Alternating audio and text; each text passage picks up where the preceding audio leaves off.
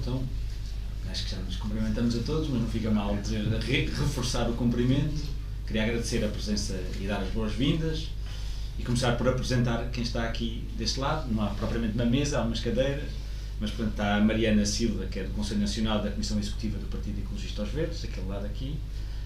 Aqui ao meu lado está o Ricardo Ferraz, que é bolseiro de Investigação Científica e é membro da JCP. E está a Vera Ferreira, que é doutoranda em Alterações Climáticas e Políticas de Desenvolvimento Sustentável. E sou eu, que sou o Vladimir Val, e sou da Comissão Política do Comitê Central do PCP e acompanho estas questões do ambiente também ao nível do PCP.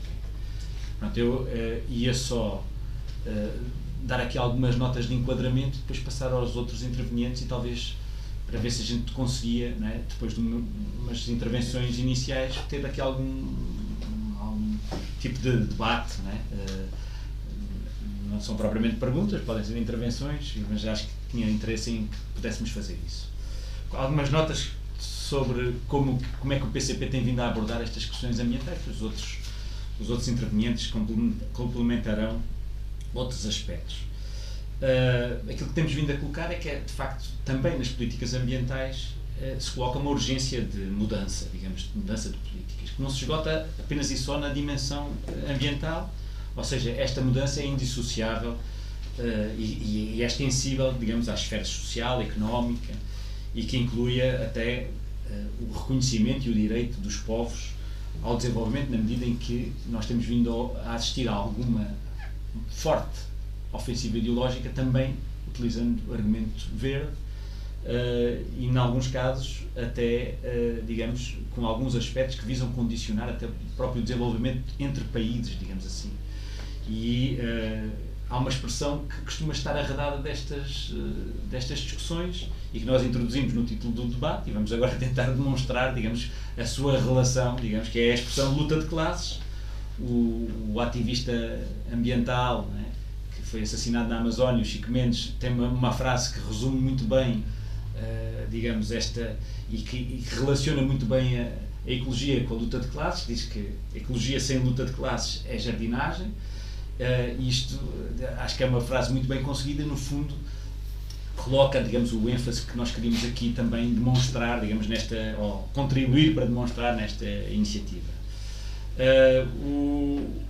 Portanto, aquilo que o PCP tem vindo a fazer é, digamos, tentar associar estas duas dimensões e demonstrar, digamos, que elas estão relacionadas e que, apesar desta ofensiva ideológica que tem sido brutal também nesta área, que procura afirmar soluções que não são verdadeiras soluções, que se destinam, em alguns casos, a aplicar o capitalismo às políticas ambientais, a tentar até forçar que a natureza se encaixe nas regras do capitalismo, para além de serem perigosas do ponto de vista ambiental, porque têm demonstrado até que não resolvem os problemas, são também perigosas do ponto de vista social, na medida em que perpetuam, quer, digamos, modelos de desenvolvimento baseados na exploração do trabalho, mas também na exploração até, digamos, neocolonial, e até alguns instrumentos que estão a ser anunciados nesta área até remetem, digamos, para políticas que poderíamos caracterizar como neocoloniais.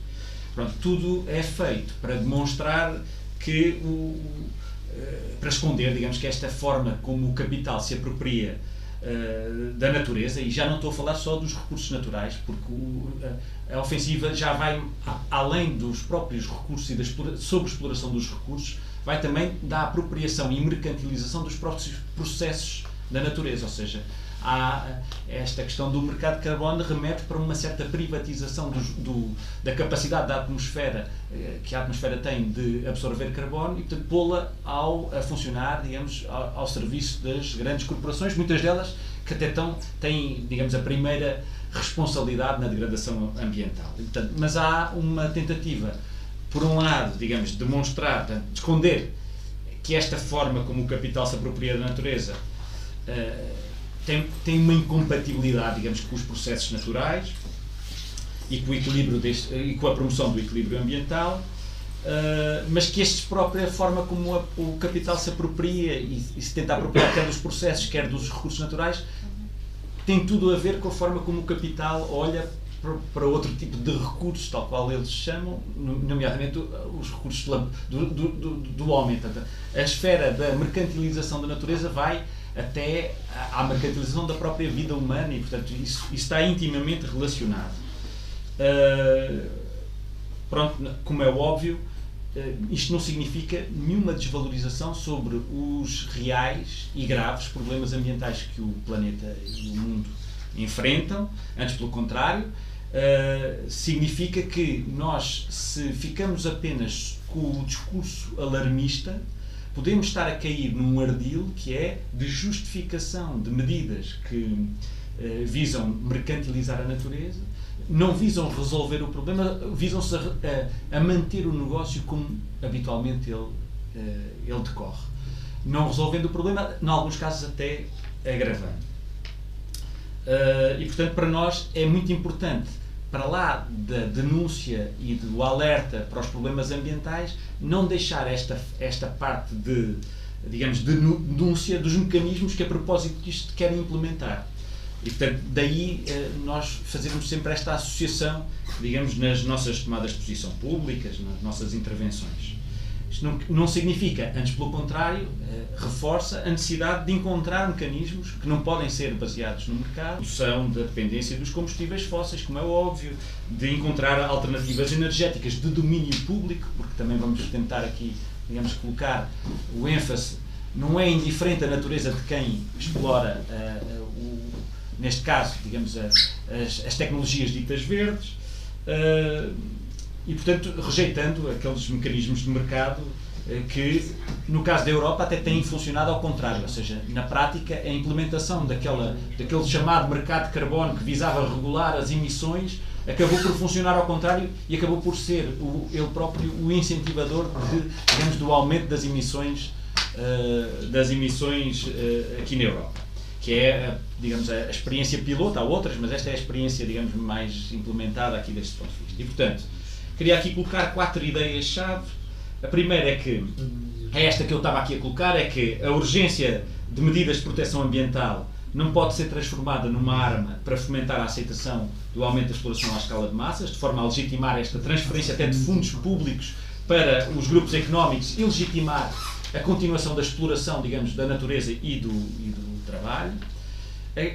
A segunda ideia-chave que eu queria aqui colocar é que a chamada ecorregulação através de mercado é uma falsa solução. Não é mais que uma forma de continuar a favorecer a acumulação de lucros e de capital, desta vez com o argumentário verde, ou seja, sob um chapéu de chuva falsamente apelidado de ecologista, de ambientalista. A terceira ideia é aquela ideia que eu já aqui estava a colocar, que era a natureza de quem explora os recursos naturais altera o seu objetivo, ou seja, aquilo que pode ser uma empresa de produção energética.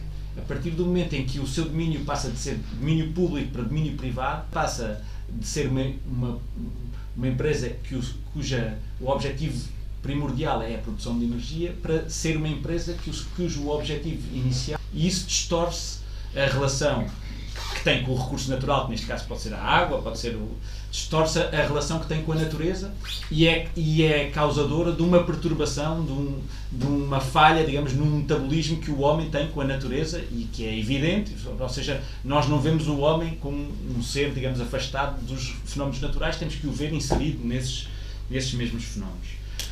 A quarta ideia que queria aqui colocar tem a ver com uma questão que acho que é fundamental, que é a fragilização das estruturas públicas de controle e monitorização e gestão ambiental e dos recursos naturais, abre as portas para que os recursos sejam, digamos, por um lado apropriados, por outro lado geridos ao sabor deste lucro que, digamos, introduz este mecanismo de perturbação, digamos, na relação que o homem tem pela natureza. E, portanto, no fundamental eram estas ideias, digamos, que eu queria aqui introduzir, digamos. Já há muitos exemplos que nós podemos aqui colocar, digamos, que remetem para estas 4 ideias-chave. Uma eu já coloquei, a questão do negócio, digamos, a aplicação das regras de mercado, ou forçar a natureza, digamos, a aplicar as regras de mercado, é responsável por distorções nas políticas ambientais. Por outro lado, isso está bem demonstrado, já coloquei, nestas licenças de emissão de CO2, digamos, que demonstraram ter, digamos, um efeito até contrário, mas ela está a ser, digamos, depois transferida para um conjunto de outras políticas, até financeiras. Nós já todos ouvimos falar da fiscalidade verde, que o adjetivo verde acaba por disfarçar que se trata de uma penalização através dos impostos das camadas laboriosas, ou seja, de uma transferência de impostos e de, digamos, passar o ónus, digamos, da degradação ambiental para o indivíduo, para depois justificar que todos nós, portanto, que passamos a ser responsáveis individuais da degradação ambiental, não o sistema, aceitemos com um bom grado, digamos, o pagamento, o aumento dos impostos sob esse ponto de vista. Mas até do ponto de vista da financiarização das políticas do ambiente. Nós ainda há pouco tempo havia aí notícias de testes de stress verde, né, à banca, ou seja, a banca a tentar adaptar e a tentar, digamos, apropriar-se de algumas destas bandeiras que são justas, digamos, da preservação ambiental, para justificar, digamos, a acumulação de capital, digamos. A outra ideia que eu queria aqui colocar é que, de facto, que é uma ideia que é um bocado contracorrente àquilo que tem vindo a ser aqui colocado, não queria alongar, mas ainda tenho tempo, que é esta ideia das tecnologias verdes. E como a natureza de quem explora as tecnologias, os recursos, não é indiferente para o resultado final que quer obter, não existem, esta ideia de haver umas tecnologias mais verdes que outras é falaciosa, na medida em que se a mais verde das tecnologias, né, que utilize o critério do lucro na sua gestão, ela pode se transformar num problema ambiental. Ou seja, se, por absurdo, não é?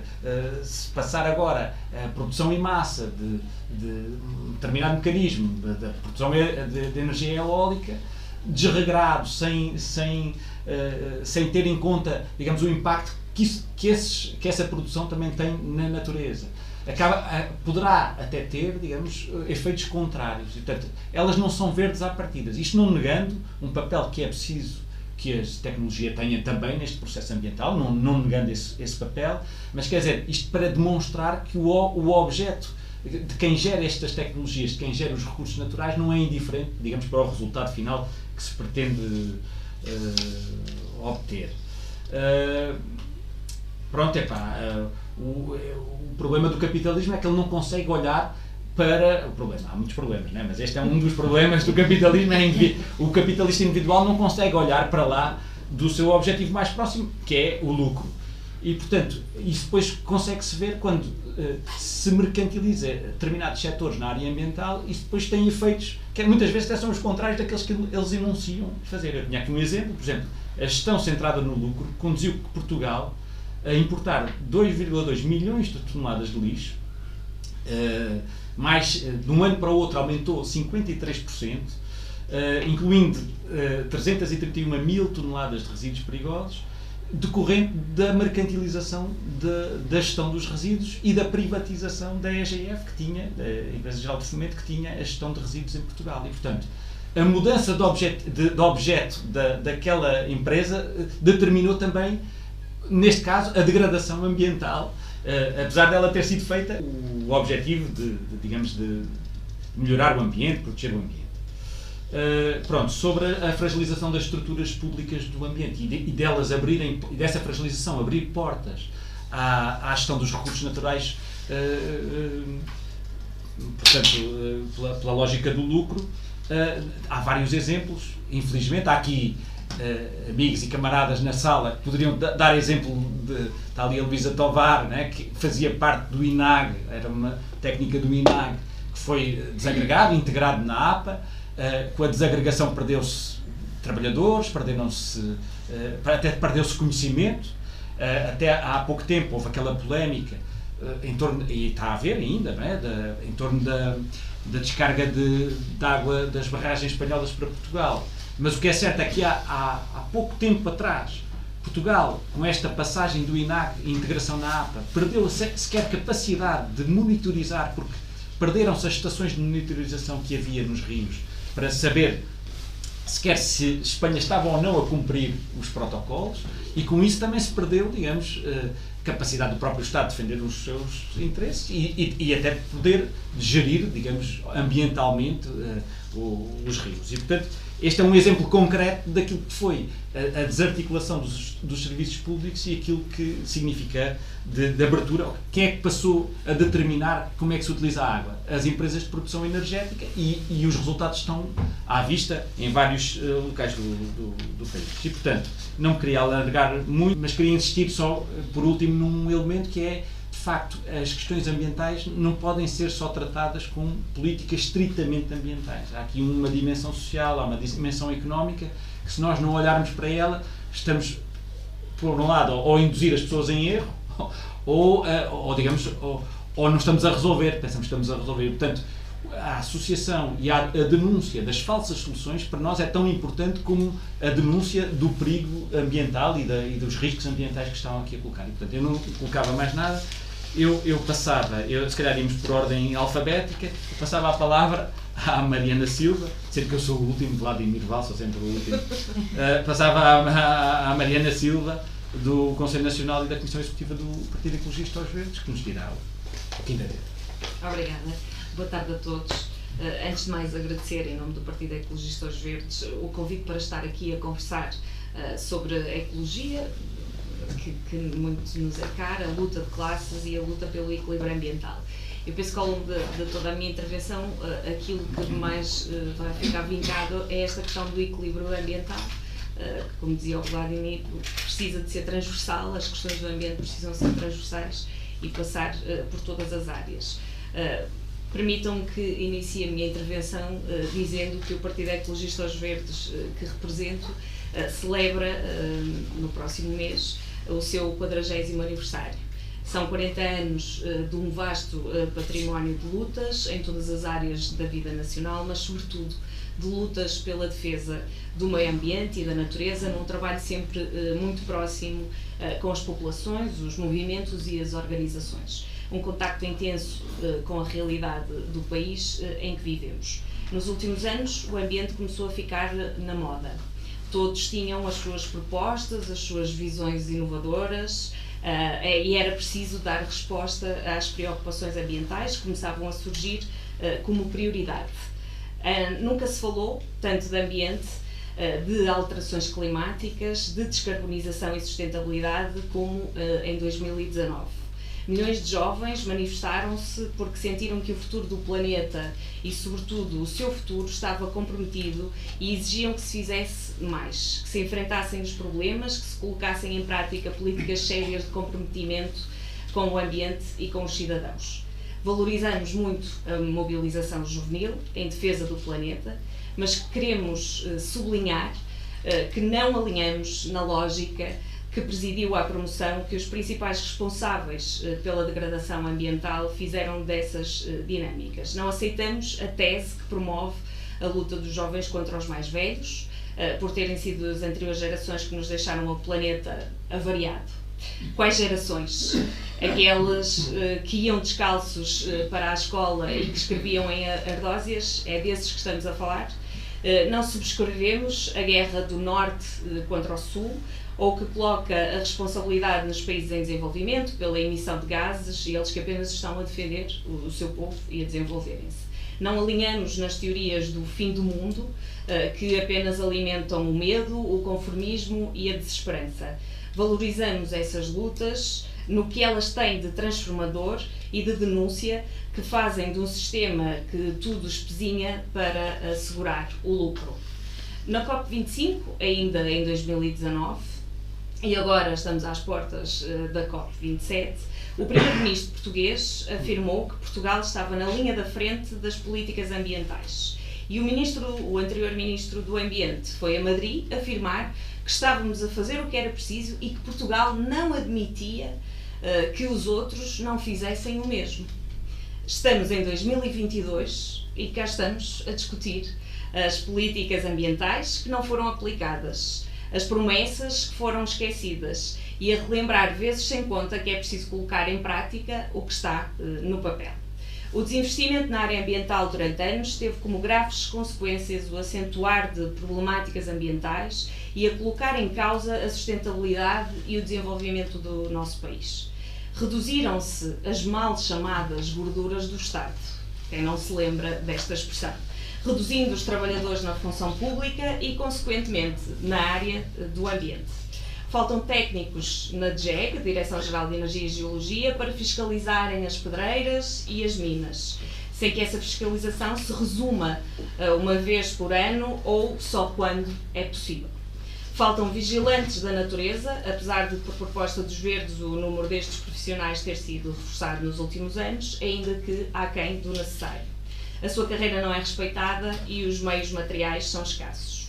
Agora imaginem o que é trabalhar no exterior, como por exemplo no Parque Nacional da Peneda Gerês, com 70 mil hectares, e não ter combustível para os carros, não ter espaços específicos para colocar os animais selvagens feridos, não terem meios para a manutenção e proteção de um espaço que, apesar de ser natural, precisa de ser vigiado e protegido.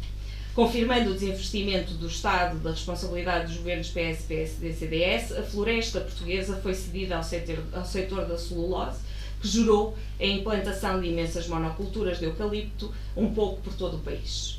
Uma aposta errada, uma espécie que é um rastilho muito perigoso de propagação de focos florestais e de clara perda de biodiversidade. Ao invés de se trabalhar e investir numa floresta mais resiliente e multifuncional do ponto de vista económico, social e ambiental. Em 2018, na sequência dos brutais incêndios de junho e outubro de 2017, foi possível obrigar o governo PS a aceitar a alteração da lei de arborização e rearborização, com o objetivo de dar início a um caminho de ordenamento florestal, com a aposta nas espécies autóctones, e ficou consagrada, por iniciativa dos Verdes, a redução da área de plantação de eucalipto. Sabemos que este caminho da floresta é um caminho que precisa de muitos anos para que o resultado se veja e, por isso, é ainda mais urgente dar passos no investimento numa floresta resiliente, numa plantação de espécies autóctones, na atualização do Cadastro Nacional dos Valores Naturais, para que possamos saber quais as espécies da fauna e da flora existentes, quais as que se encontram em extinção e quais as que precisam de proteção. Mas mesmo reconhecendo que é um trabalho longo, sabemos que pouco foi feito, ou mesmo que o que se conseguiu anteriormente foi boicotado. Por exemplo, o Cadastro Nacional dos Valores Naturais Classificados esteve em consulta pública em outubro e novembro de 2021 e, passado um ano, continua em análise. Mas também a regra que impõe a redução da área de eucalipto foi boicotada, adiada na sua execução e hoje não se conhece qual a sua concretização. Quem não se lembra do seu Presidente da República a arrancar eucaliptos pequeninos, mas essa sua intenção não passou disso mesmo, de publicidade. Quando falamos em proteção da biodiversidade, uma ideia que surgiu com mais força depois da pandemia, falamos de proteção de uma espécie ou todo um ecossistema que é vital para a saúde e o bem-estar dos seres humanos. A qualidade da água que bebemos, os alimentos que consumimos, o ar que respiramos depende sobretudo das condições em que se encontra a natureza. E assim chegamos a uma outra declaração, a um outro compromisso da ONU desta vez, que decreta 2021-2030 como a década das Nações Unidas para a recuperação dos ecossistemas. Uma iniciativa partilhada entre o Programa das Nações Unidas do Ambiente e a Organização para a Alimentação e a Agricultura, a FAO. Portugal, lembremos, diz que está a fazer o que é preciso. Estamos mesmo na linha da frente, é o que ouvimos. Entretanto, promovem-se e subsidiam-se projetos que colocam em causa a biodiversidade existente. Se não, vejamos. Será que a proteção da biodiversidade se coaduna com a construção do aeroporto de Montijo numa área de reserva natural do Tejo? Será que a preservação e proteção da biodiversidade rima com a exploração de lítio em solos classificados como o Património Agrícola Mundial, a tal FAO, que está unida com a ONU, e em baldios? Será que o objetivo desta década, e passo a citar, acelerar a promoção global de recuperação de ecossistemas degradados como contributo importante para as metas de combate à perda de biodiversidade, de mitigação e adaptação às alterações climáticas e, por essa via, assegurar uma forma mais justa e equitativa o aprovisionamento, a segurança alimentar e a disponibilidade da água? Fim de citação. Se faz com a promoção de culturas intensivas e superintensivas que cada vez mais alastram pelo mundo rural, especialmente no Alentejo, mas também no Algarve e outras regiões, com a utilização intensiva de água, com saturação de solos, com a utilização de pesticidas? Será que estes projetos são mais de proteção e conservação dos lucros das grandes empresas a favor dos grandes interesses económicos e menos na qualidade das pessoas e da natureza? Nada adianta pintar as opções políticas de verde, como temos assistido, para que se transforme em opções políticas sérias que defendem o planeta.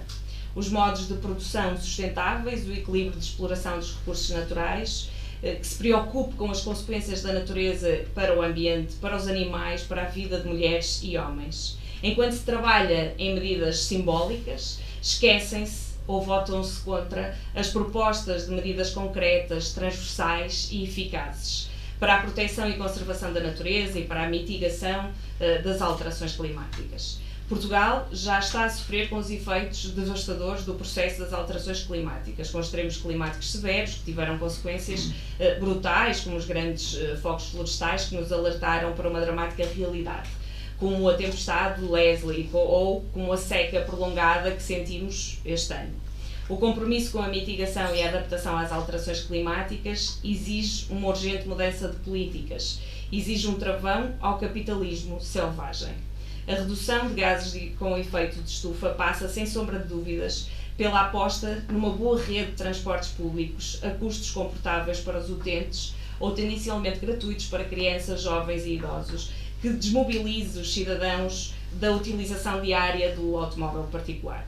A criação do Passo Social Intermodal foi impulsionada pela Revolução de Abril e representa um elemento fundamental na política de transportes, proporcionando um conjunto de benefícios sociais, económicos e ambientais. Também pela iniciativa do PEV, o governo do PS 2015 a 2019, foi possível avançar para o PART, o programa que alargou o seu âmbito e reduziu o preço do passe. Esta medida foi, talvez, a maior medida com maiores impactos imediatos no plano ambiental de sempre, permitindo retirar milhares de carros das cidades, particularmente das áreas metropolitanas. Porém, não foi acompanhada por uma política de mobilidade que garantisse o reforço de oferta, de horários, em todos os transportes públicos coletivos e em todo o país. Com a pandemia, muitos utentes abandonaram os transportes públicos e não é fácil convencê-los novamente a regressarem, sobretudo quando eles vão cheios, não é? E é difícil. É primordial investir nos transportes públicos, principalmente na ferrovia, uma luta antiga dos verdes que não abandonaremos. A ferrovia serviu no passado para povoar regiões mais rurais do nosso país e com o encerramento das linhas, estas regiões perderam população. Por isso, o investimento na ferrovia não é só uma opção ambiental correta, como é também uma forma de repovoar o interior, investir na qualidade de vida das populações e no desenvolvimento do país. Hoje nós não queremos ouvir falar de retrocessos. Não podemos interromper caminhos indicados como o de incentivar os cidadãos para a utilização da bicicleta como modo alternativo de transporte e para isso é necessária a implementação da Estratégia Nacional para a Mobilidade Ativa Ciclável 2020-2030. Vivemos um momento de transição em que os desafios são imensos e em que é possível fazer opções políticas mais sustentáveis, com investimento público que terá reflexos muito mais abrangentes do que apenas a descarbonização. Apostar nas ciclovias e incentivar o uso de transporte público coletivo, criar condições para a mobilidade confortável e segura, será um investimento no ambiente, na saúde e até na criação de emprego. E por último, não desistimos de exigir que se aplique de uma vez por todas o Estatuto da Agricultura Familiar, que se promova a produção nacional e o consumir local. Políticas agrícolas que respeitem os solos, a água, que é um bem de todos, e que se aprenda que os problemas e que se invista na sustentabilidade alimentar, respeitando os produtos autóctones, apoiando os pequenos agricultores e que se recuse os produtos geneticamente modificados. Os dias que vivemos, ou nos dias a que vivemos, é-nos imposto um clima de angústia e de alguma desesperança. Porque a seguir a uma pandemia estamos a viver uma guerra na Europa, mas não deixamos de acreditar que o equilíbrio ambiental é possível e é possível deixarmos um planeta em melhores condições para as gerações futuras. E por isso os verdes continuarão a agir para salvaguardar os valores ambientais e económicos, para a segurança das populações e combate eficaz e consequente às alterações climáticas. Combate que se fará assegurando as condições de vida dignas a todos os povos, que se garantirá com políticas de paz em todo o mundo, que será tão mais eficaz quanto assente no combate a um sistema perverso que se alimenta da morte do planeta. Em suma, aqui estaremos para promover e garantir mais justiça social, para adquirirmos e termos mais justiça ambiental. Obrigado. Então agora passava aqui o trás da JCP. Pronto, em primeiro lugar, boa tarde a todos. Em nome da JCP queria agradecer também a participação neste debate e a vossa presença para também nos poderem ouvir. Sobre a questão do ambiente, a JCP, na resolução política do seu último congresso, enumera também alguns problemas, também já aqui falados e que eu também não vou voltar a repetir muito extensivamente, muito ligados ao modo de produção capitalista e ao sistema capitalista em que vivemos. Em alguns dos problemas que referimos, encontra-se, por exemplo, a questão dos recursos naturais e a questão do ordenamento de território, que nós vemos que estão bastante associados nas últimas políticas dos últimos governos a um sistema também capitalista, ou seja, da privatização de muitos dos recursos, de um ordenamento de território que não existe, só em prol de favorecer os interesses privados nas áreas, por exemplo, na questão da exploração da madeira, por exemplo, e na exploração florestal, o que acaba por prejudicar muito a questão, por exemplo, dos solos e obviamente do ambiente, também das espécies, entre outras questões. Também falámos da questão nos resíduos, da gestão dos resíduos também, como o Vladimir já falou, de passar a ser privada e os problemas que isso traz, e de não colocar um serviço público em cima de tudo, mas sim os lucros e a produção de lucros. Também falámos da questão das áreas protegidas e do domínio dos recursos hídricos, passarem, mais uma vez também aqui a questão de passarem para a esfera privada e para interesses mercantilistas e não sociais e não do interesse público, e enumeramos algumas das suas consequências. Isto é enquadrado então na nossa tese que está aqui explícita, que é que o capitalismo não é e nunca será verde, e que uma solução para os problemas ambientais não é individual nem é tecnológica, mas é sim política e social. Isto, ou seja, a JCP apercebe-se disso e depois tenta falar com os jovens, com os estudantes, com os jovens trabalhadores, e enfrenta muitas vezes graves dificuldades porque a ofensiva ideológica é muito grande, principalmente nas camadas jovens. Nós reparamos que existe muito um discurso, lá está, de individualismo, muitas vezes até aproveitados por certas forças políticas, de que a culpa é do indivíduo, e de que estas empresas e estas opções políticas de privatizar tudo não fazem efeito nenhum, não interessam para coisa nenhuma, e que a culpa é nossa, é de cada indivíduo, que tem que deixar de poluir, que tem que reciclar, e todas essas coisas que nós sabemos bem, que não digo que não sejam importantes, mas não são a solução, como o não fazer não representa o grande problema e a grande percentagem da poluição que nós hoje vemos, que uma grande maioria dessa poluição deve-se toda então às grandes empresas que poluem muito mais do que o Zé Povinho, digamos assim, no seu dia-a-dia, na sua gestão, dentro do que consegue fazer, que lá está, que até, se calhar até é um campeão, nós também devemos ser campeões e bem comportados na reciclagem, que não é isso que vai resolver este problema. Esta ofensiva ideológica começa muito cedo, começa já nas escolas e nos programas escolares, em que a ideia de que a culpa é nossa e do indivíduo e que é esse pouco a pouco que vai mudar alguma coisa, essa ideia é-nos incutida já na escola, nas aulas, desde muito cedo. E isso vai progredindo e sempre na mesma direção, até chegarmos a situações como, por exemplo, já na faculdade eu fui estudante de Biologia, e estamos a falar numa aula de Biologia Florestal da questão do ordenamento de território e da questão, por acaso naquela aula até eu levantei a questão dos baldios, ou seja, que são zonas que teoricamente e antigamente pertenciam a alguma comunidade, mas que são cada vez assim mais esquecidas e muitas delas privatizadas, e depois isso também acaba por prejudicar não só as populações que delas dependiam, mas também o ambiente, porque esse ordenamento de território não é feito e as empresas fazem como querem. E já na altura o professor desvalorizava bastante essa situação e dizia que isso dos baldios é uma questão que já não se adequa à atualidade, etc. Ou seja, até neste nível de ensino em que as coisas já se querem um pouco mais rigorosas e reais, não é o que está a acontecer. Portanto, estão a mascarar mais uma vez os problemas. A JCP, pronto, também atenta a isto, como já foi aqui referido, criaram-se movimentos ambientalistas muito recentemente, entre eles um que moveu muita gente foi a greve climática, não é?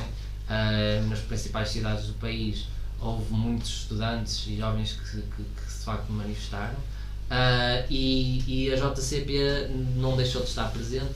Contudo, reparamos que nessas manifestações havia muito essa questão, ou seja, havia muita ideia de que não se olhava para o problema de facto na raiz do seu problema, mas sim passando a responsabilidade mais uma vez para o indivíduo, e de que estamos aqui a consciencializar as crianças, porque estavam lá crianças até do pré-escolar, e isto é que vai ser, e agora eles vão para casa e vão mudar o mundo.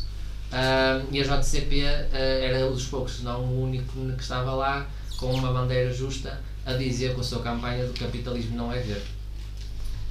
E é uma campanha que ainda hoje temos e vamos certamente continuar, que assenta precisamente nestas questões de realmente apontar para um problema onde ele está, e de que a solução por uma solução individualista e tecnológica, mas sim social e política, em que vamos contra esta questão também do poluidor-pagador, ou seja, quem polui mais acaba por ter uma taxa, um imposto maior, só que isso vai favorecer, obviamente, e criar aqui uma grande desigualdade, e favorecer, obviamente, os grandes poluidores, também grandes empresas que possam pagar e que para eles não lhes custa nada.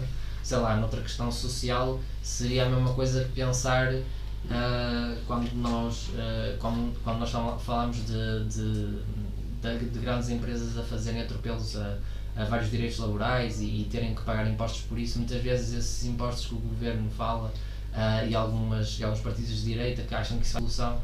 Portanto, aqui na poluição é a mesma coisa, não achamos que se deve ir por essa via, e lá está. E depois também isto associa muito à questão de estar a fazer dinheiro à custa da poluição, e ver a natureza tudo como este mercado. Isso leva-me também para outra questão da ofensiva ideológica, que se calhar não, ou seja, está mais mascarada, mas ainda assim bastante evidente para quem está nisto todos os dias, que é a questão dos grandes mídia e a indústria que se desenvolveu à volta destas questões ambientais, não só nestas empresas pseudo-ambientalistas que trazem soluções muitas vezes temporárias e que vai saber, e o principal objetivo é a produção de lucro, mas também toda esta propaganda que é feita à volta desta questão de que o indivíduo é que é a culpa, etc., de que move, obviamente, muitas páginas de jornais e move muito nas redes sociais, e vai acabar sendo também por produzir dinheiro só para os mesmos e por ter de facto uma indústria pesada por trás disto, com interesses. Portanto, na JCP condena esta situação, e este é o principal objetivo desta campanha do Capitalismo Não É Verde, de ir falar com cada vez mais jovens, e nunca mesmo, ou seja, esta questão da greve climática para nós foi muito complicada, porque nós tínhamos noção que era um ambiente um bocado hostil em certas situações, porque estavam lá outras forças políticas, porque estavam muito minado por dentro, ou seja, havia muitos desconstrução da realidade, e a JCP tinha umas certas reservas, mas nós não podemos deixar que milhares de estudantes e jovens fossem à rua sem ter alguém que puxasse a luta para o lado justo e consciencializasse de facto para o lado certo. Isso envolve de facto um esforço muito grande, porque é uma ofensiva que parece que é uma pessoa a dizer que está certo e tudo o resto contra nós, mas pronto, acho que é mesmo assim, faz parte também de ser comunista, E pronto, acho que não tinha muito mais a dizer, a não ser que a JCP obviamente nunca se irá descartar desta sua responsabilidade, mesmo nestas situações mais adversas, de ir falar com os jovens sobre realmente onde é que está o problema, onde é que estão os problemas ambientais e onde é que estão as soluções que os resolvem. Então, obrigado, Ferraz. Vera, agora capta a ti. Obrigada. Força. Agradeço muito o convite à Organização Regional de Coimbra do PCP para estar aqui presente. Agradeço a todas as pessoas. É um gosto verdadeiramente estar aqui. É a primeira vez que eu participo num debate desta natureza em Coimbra e, portanto, é um gosto redobrado por estar a fazê-lo na minha cidade.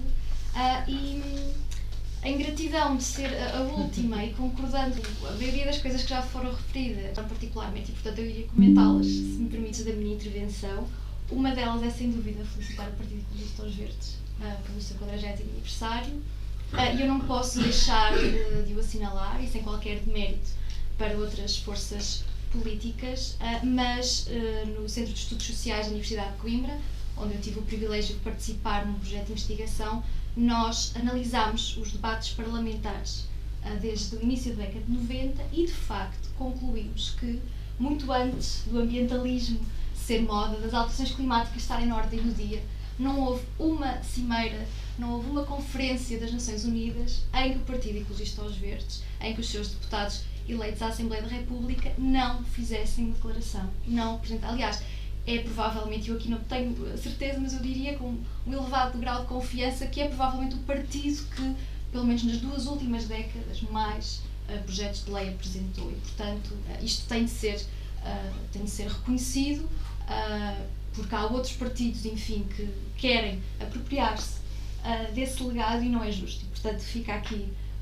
essa nota. E também, em relação à campanha ao capitalismo não é verde da JCP e particularmente sobre os currículos e os programas escolares que o Ricardo referia, que é onde a ofensiva ideológica do capitalismo verde começa. Eu também trabalho com escolas, faço divulgação com jovens do ensino básico e secundário e, de facto, há uma grande discrepância entre, por um lado, o alarmismo de que falava o Vladimir e do catastrofismo que é veiculado e, por outro, o tipo de soluções que são preconizadas. Portanto, o problema é catastrófico, não é? É dramático. Mas depois as soluções são individuais. São, precisamente como referias, são uma apologia da responsabilidade de cada pessoa, como se cada um de nós tivesse as mesmas responsabilidades. Isso não é verdade. Por outro lado, o que eu também senti é que há um sentimento generalizado de impotência e até de aquilo que agora se chama ansiedade ecológica, eco-ansiedade. Portanto, estes jovens já assimilaram a sua própria incapacidade. Portanto, ao invés de lhe ser incutida algum tipo de agência para a mudança, não. Ou seja, sentem-se de tal forma tolhidos por esse tipo de soluções que lhes são apresentadas. E, de facto, também em relação às greves climáticas. A primeira greve climática que ocorreu cá em Portugal, ainda antes da pandemia, julgo que foi em 2019. Lembro perfeitamente, ali na Praça 8 de Maio, vejo um cartaz que dizia: o capitalismo não é verde. Eu fiquei agradavelmente surpreendida e quando me dirigi às pessoas para perguntar quem eram, porque genuinamente não sabia, e era o único coletivo que estava a envergar um cartaz semelhante. Eu perguntei quem eram e disseram que eram precisamente da JCP. E, portanto, o único apelo que eu vi no sentido, essa afirmação veemente de que o capitalismo não é verde, vinha de parte da JCP. E, portanto, esse mérito também deve ser reconhecido, porque desde o início estiveram na linha da frente a defender este slogan, que agora vem sendo apropriado e cooptado, também sabemos bem por quem. Pronto, e agora, peço desculpa por esta introdução bastante longa e vou passar à minha intervenção, que na verdade acrescenta muito pouco, mas ainda assim espero falar aqui um bocadinho mais, sobretudo, do setor da energia, porque, como já foi aqui muito bem diagnosticado, as alterações climáticas são uma das manifestações mais perniciosas de uma crise ecológica que é bastante mais ampla,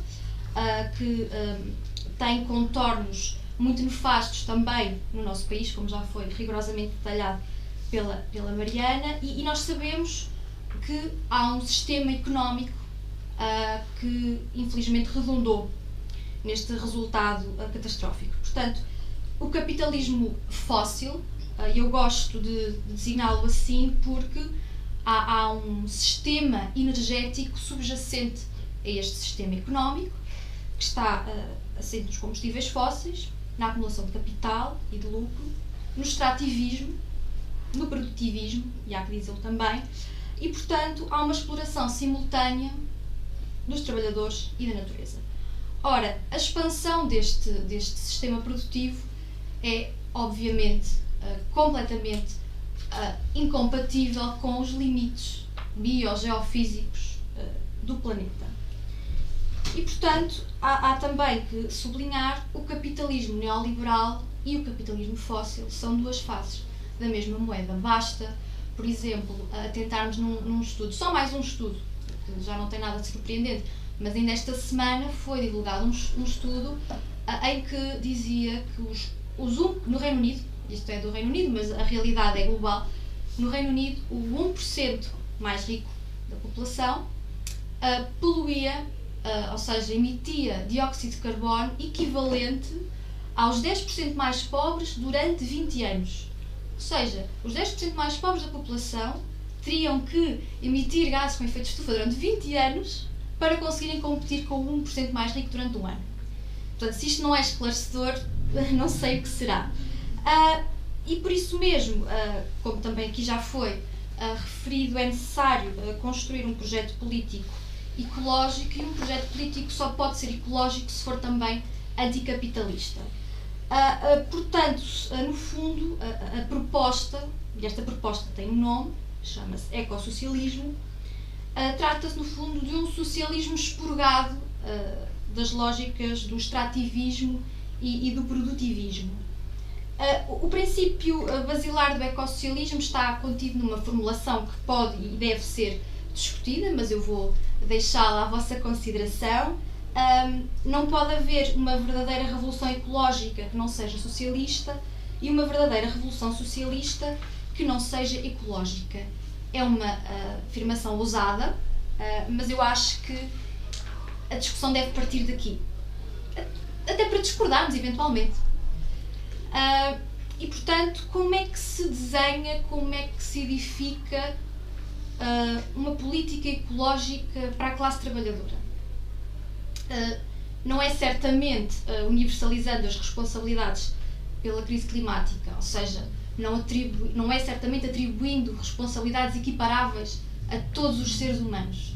Quando isto também é ensinado nas escolas, quando os miúdos me chegam e dizem os humanos são responsáveis pelas alterações climáticas. Quais humanos? É a pergunta que eu faço. Quais humanos? E, sobretudo, há que não personalizar, porque há um sistema económico, há setores económicos, há indústrias, há empresas. E, portanto, nós sabemos quem são. E sabemos, infelizmente, também que as classes trabalhadoras estão na linha da frente das consequências da crise climática, porque setores absolutamente vitais para a sua vida estão comprometidos. A alimentação, a energia, os transportes. Portanto, estes são setores estratégicos que devem ser colocados na esfera pública para que possam ser efetivamente descarbonizados e, simultaneamente, desmercantilizados. Portanto, o ecossocialismo propõe uma reabilitação do planeamento democrático e estatal, isto é, as grandes decisões sobre produção e investimento devem ser tomadas democraticamente, de acordo com critérios sociais e ecológicos, para satisfazer as necessidades humanas reais e não as artificiais, que nos são impingidas por este sistema que se alimenta do consumo e da produção constante. Portanto, para alimentar estas necessidades humanas reais e não as necessidades do capital.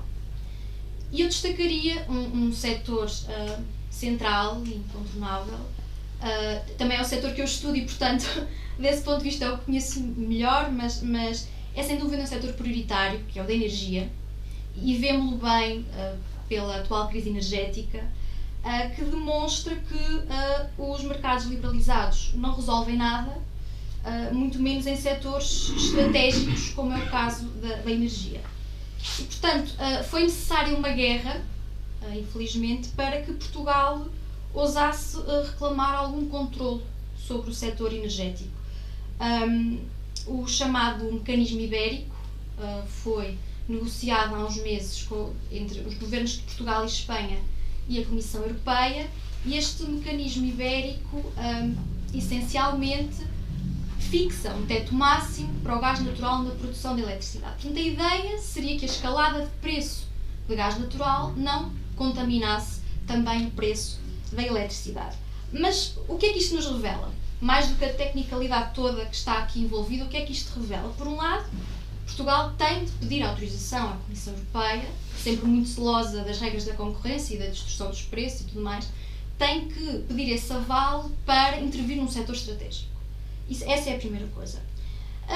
O que fica igualmente provado é que não existe um mercado único integrado de energia na União Europeia, porque, como fica ilustrado pelo exemplo da Península Ibérica, há territórios que estão desconectados do resto do continente. A Península Ibérica é aquilo que se designa como ilha energética, ou seja, não tem interligações suficientes, são bastante escassas com o resto do território, o que durante várias décadas nos prejudicou. Os preços elevados de energia também são resultado dessas escassas interconexões. Mas isso nunca foi um problema para o resto da Europa. Esta periferização energética da Península Ibérica, e sobretudo de Portugal, porque Espanha ainda assim está mais ligada à França, esta periferização da Península Ibérica nunca foi um problema. Mas de repente a Península Ibérica está numa posição dita estratégica para levar hidrogénio verde ao centro da Europa. E portanto é esta a posição que parece estar reservada a Portugal na transição energética, no quadro da União Europeia, uma posição de subalternidade em que vamos ser um corredor verde, atenção, e portanto há aqui esta adjetivação que justifica tudo. Portugal vai ser um corredor verde de ligação, a porta de entrada através de Sines, para o hidrogénio verde, cujos méritos também ainda estão por provar, para alimentar o centro industrial e económico da União Europeia. Mas há outra coisa que este mecanismo ibérico também revela, é que o controle de preços é indispensável, porque se o controle de preços não fosse indispensável, a própria Comissão Europeia não estaria a estudar a transposição deste mecanismo para a escala comunitária e também não estaria, tal como foi reconhecido pela Presidente da Comissão Europeia, disponível para reestruturar os mecanismos de formação de preço de eletricidade. São uma coisa muito obscura que eu não vou aqui detalhar, a não ser que me perguntem, e aí terei muito gosto, porque eu sou muito nerd, e aí terei muito gosto, mas no fundo o que isto nos mostra é que é necessário controlar preços e é necessário desliberalizar estes mercados. E o Governo, através do Orçamento do Estado, e aqui agora gostaria apenas de dar algumas notas sobre a ausência da energia no Orçamento do Estado, o Governo, ao invés de aproveitar pela Comissão Europeia, note-se, continua alguns numa gaveta. Portanto, Fernando Medina ainda não deu qualquer informação sobre esta taxa. Por outro lado, e uma vez mais reforço, ao invés de políticas universais, o Governo continua a apostar em medidas pontuais, assistencialistas e muitas vezes estigmatizantes. Por exemplo, a redução do IVA na eletricidade é um engodo, é um truque, porque aplica-se apenas a uma parte dos consumos, portanto, há uma parte dos consumos que atualmente é taxada a 13%, passa a ser taxada a 6%, mas é uma parte ínfima, o resto continua a 23%.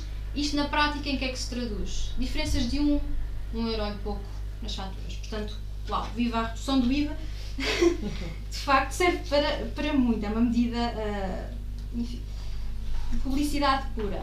Depois, e aqui tenho que deixar também uma nota, porque a transição para o mercado regulado do gás não está aprovada, ainda que excepcionalmente, e portanto durante um período muito limitado. Esta medida, para além de tardia, não tem qualquer tipo de originalidade, porque ainda em maio o PS tinha chumbado uma proposta do Partido Comunista Português, precisamente expande-se para aprovar esta transição para o mercado regularizado do gás natural. E por isso não há qualquer mérito e não há qualquer originalidade neste orçamento do Estado. E também outra coisa que temos que relembrar aqui é que enquanto o Governo deixa generosamente que os pequenos negócios e as famílias voltem para o mercado regulado do gás natural, a Galp tenho aqui o número, aumentou os seus lucros em 86% entre janeiro e setembro. Pronto, eu pergunto novamente onde é que está a taxa sobre estes lucros excessivos. E por isso é fundamental, dentro de um quadro ecossocialista e de recuperação da soberania energética e, sobretudo, quando se fala de transição energética, temos que garantir que existe justiça social e justiça para as classes trabalhadoras. Onde é que nós devemos agir? E estas propostas já foram aqui referidas. Romper definitivamente com os combustíveis fósseis, portanto, essa é sem dúvida a prioridade, mas como? Com que contornos? De facto, a natureza da propriedade não é aqui indiferente. Há que colocar os principais centros eletroprodutores renováveis na esfera pública, assim como todas as atividades de transporte, distribuição e comercialização de energia elétrica. Nós sabemos que neste momento as redes energéticas estão privatizadas, a distribuição de energia elétrica é feita através de monopólio pela redes e, portanto, se nós queremos de facto consagrar um direito universal à energia, é necessário que o Estado assegure a provisão de um cabaz de serviços energéticos essenciais. Porque nós o que temos neste momento é um último resquício da presença do Estado na provisão destes serviços, que são as tarifas sociais de energia, que são importantes, mas estão longe de ser suficientes. Por isso, este cabaz o que é que terá de incluir? Transportes públicos, como já foi aqui assinalado, e transportes públicos são de facto ferrovia, não aeroportos. Habitação pública, reabilitação e renovação energética do parque habitacional. Isto tem que ser feito através de investimento público. Não pode ser deixada aos cidadãos a responsabilidade de arcarem com os custos de melhorarem o desempenho energético das suas habitações, tudo isso. De facto, há aqui uma política de habitação que terá de ter em consideração todas estas questões. Depois, eu aqui sublinharia apenas novamente a questão do controle de preços, e aqui temos a questão da botija do gás, por exemplo, que é sucessivamente excluída quer da descida do IVA, quer das tarifas sociais de energia, e há mais de 2 milhões de famílias em Portugal que recorrem ao gás engarrafado. E, portanto, nós sabemos que o gás engarrafado e o gás natural são soluções transitórias, porque a longo prazo os consumos energéticos terão de ser totalmente eletrificados, mas enquanto a eletricidade renovável não é suficiente para suprir estas necessidades de consumo, há que assegurar que quem recorre ao gás de botija é de alguma forma protegido. E claro, resolver o essencial, que é o preço que a fatura energética representa, aliás, o custo que a fatura energética representa no orçamento das famílias. Portanto, e a única forma de garantir acesso universal à energia renovável é, sem dúvida, extinguindo os mercados liberalizados nestes setores e recuperando soberania. E fico por aqui porque acho que já me alonguei demasiado. Muito bem, obrigado, Vera. Pronto, eu acho que agora se colocava se alguém dos assistentes quer colocar alguma questão, fazer alguma intervenção.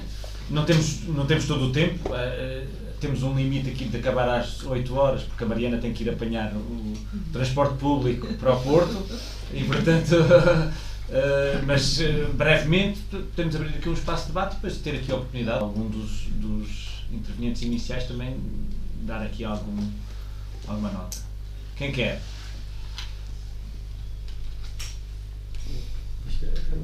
Posso dizer qualquer coisa? Força, Fausto, diz. Olha, isto é assim, isto é como um bando de Camões. Mudam-se os tempos, mudam-se as vontades, não é?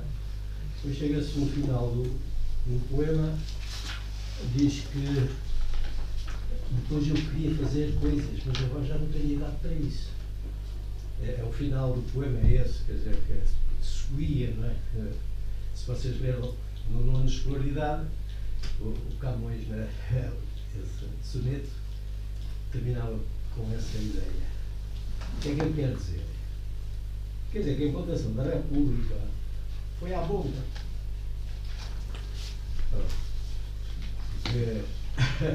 E também foi implantada com a força da espada. Portanto, também tinha que ir ao lado. O fascismo foi a mesma coisa. Foi implantado pela força das armas. Foi derrubado pela força das armas. Eu olho para ali para o... dá-me uma dor de coração, que é uma coisa complexa. O metro,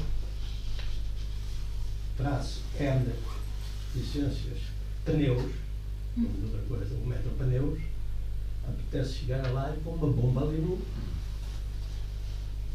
nos mandantes que estão lá.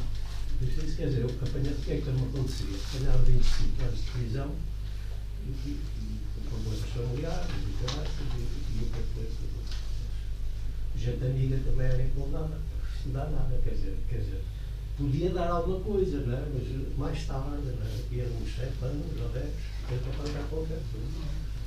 Mas não pode ser, porque nós somos um país humanista, dos primeiros que acabamos com a pena de morte. Portanto, isto é errado. Mas posso falar, não é? Posso dizer, não vou preso por isso. Não é? É isso, porque eu vejo aquele escândalo do método, arrancaram os carris. Quer dizer, é um crime, para mim é um crime. Se a gente devia estar a trabalhar, a apanhar o mato. Pronto, esses tiveram essas ideias. Arrancar os carris, o que acontece?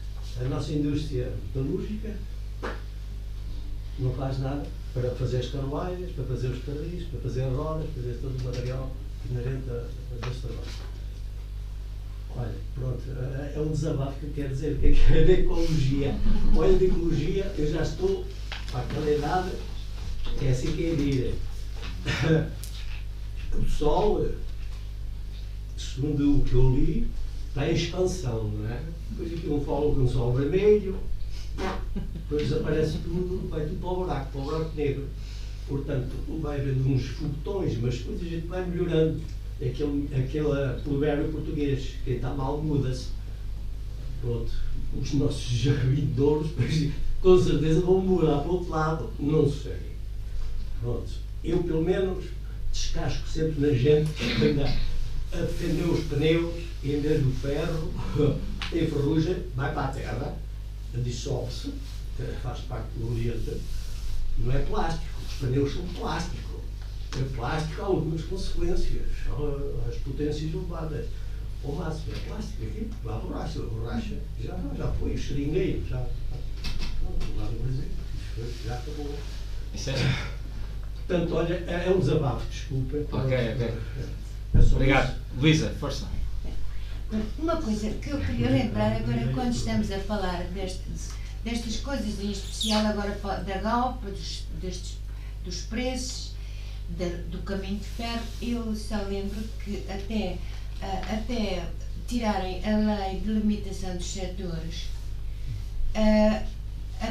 a produção energética, a Galp e a EDP, que tinha a produção energética e a distribuição, eram públicas. Foi preciso haver, e eu acho que a gente não conseguiu fazer o levantamento suficiente das pessoas para defenderem aquilo que era público. E, por um lado, houve tudo isso, e agora dizem que não tem dinheiro, mas a Galp tem estes lucros. Então, que crime foi esse económico? Já não estou a falar do... Por outro lado, eu acho quando estavam a começar a privatização da EDP e a engordar a vaca para levar ao mercado, todo o controle de Estado sobre, por exemplo, a operação das barragens foi nulo. Nem tinham o contrato em ordem, porque uma vez a EDP o que apresentou para a barragem do Alto Lindoso como autorização de uso, que na altura não era, havia uma autorização de uso da água e uma autorização de ocupação do domínio público hídrico com infraestruturas, que por acaso os prazos não eram iguais. Mas o que ela apresentou foi quando fui ver o processo, foi uma autorização feita por Sua Majestade Dom Luís para uma produção elétrica inicial numa pequenina barragem lá no Alto Lindoso. Não tinha nada a ver com a esplêndida obra de engenharia que tem, os impactos que tem, muito especialmente por causa da operação que tem, da operação selvagem que fazem. Ora, houve broncas grandes, pura e simplesmente, o caudal ecológico que era no Parque de Peneda Gerês nulo, e o Estado assobiava para o lado, afogaram pessoas por causa das descargas, houve afogamentos sabidos que foram ao tribunal. Foram ao tribunal porque foi à vista de gente, de uma descarga da barragem, afogou 2 minutos. E o que o tribunal decidiu foi que a EDP não tinha culpa nenhuma, a EDP era isenta, porque o Estado não tinha obrigado a fazer outra coisa e, portanto, passou aquilo assim. E há uma total desresponsabilização do Estado que faz de propósito para não ter os meios para controlar as muito grandes multinacionais e também o que se passa com a água que vem de Espanha, por exemplo. Não é controlado, nem sequer a porcaria de acordo que há feito à medida das hidroelétricas, e que quem manda os dados é a Iberdrola, no meu governo de Espanha, quando tem que mandar os relatórios. Quem faz os relatórios é a Iberdrola. Se forem ver ao site da CADC, é isso que vem. Ora, como é que é possível, com esse domínio, e que eu acho que só pode, sobre a corrupção, estas medidas tão lesivas para Portugal, para o ambiente, para as pessoas, só são possíveis, só é por grande corrupção, e quanto mais gordas são as empresas e mais ricas, mais capacidade de corromper têm. E então, isto acho que tem que se ver conforme é de propósito.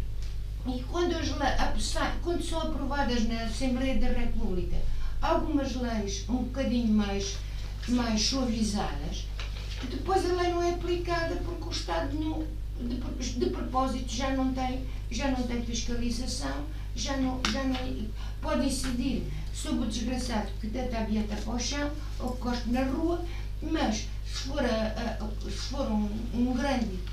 uma grande poluição, um corte completo do caudal ecológico, secar um rio, pôr os peixes todos de patas, de barriga para lá, eles não têm patas.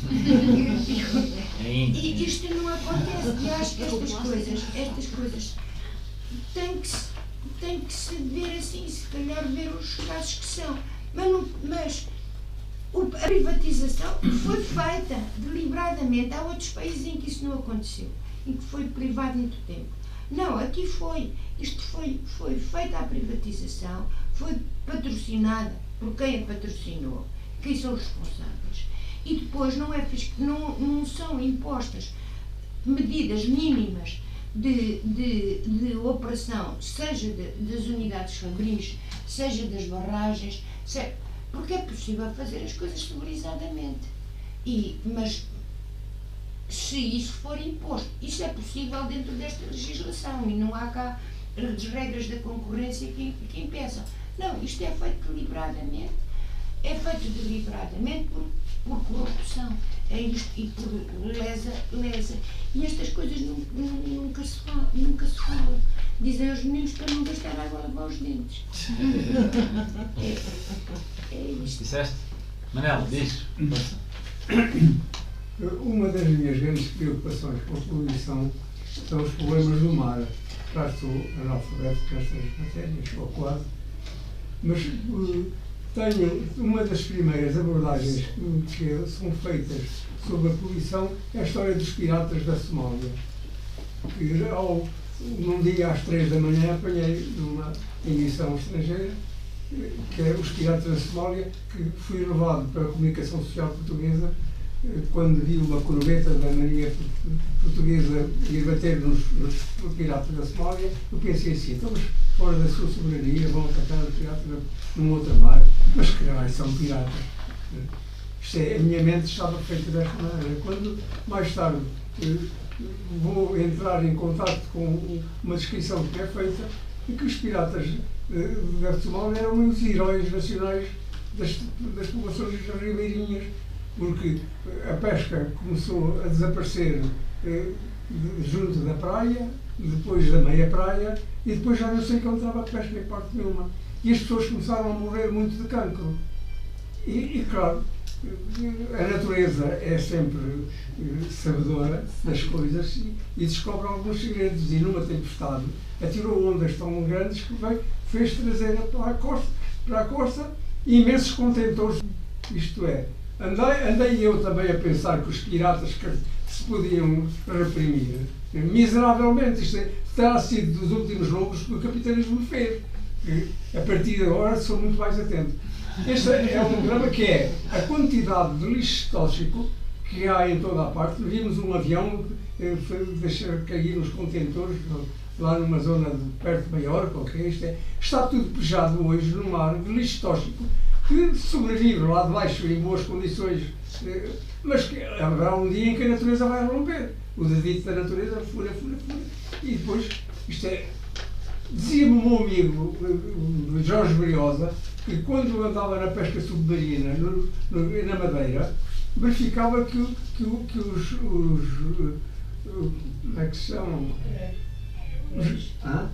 Os corais, que estavam todos cor de cinza.